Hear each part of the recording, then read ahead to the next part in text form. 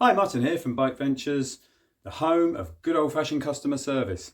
It's missing these days, isn't it? But not here. We pride ourselves on that. Check out the Google reviews, don't just take my word for it. But anyway, the Claud Butler Ridge 2. What a fantastic entry-level electric mountain bike. If that's what you're looking for, you're probably in the right place. It's got hydraulic brakes, it's got 9-speed gears, fantastic front suspension, a motor that's got enough torque. It's not the highest torque out there, but it's an entry level, but it's got enough torque to get you where you need to go. It gives you that power assistance, which is what you need for electric mountain biking. So really nice looking bike. I recommend this quite often to people, and everybody that's bought it that I've experienced has been very happy with it. And just to let you know, I oversee each and every order, so you'll hear from me if you do order from us, and I will send you the tracking details as soon as I've got them.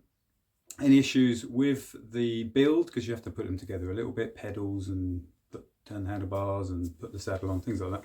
Any issues, I'm here. You can do video call if needed, if there's any technical issues, and we're here for after sales as well if you need extra parts or anything at all.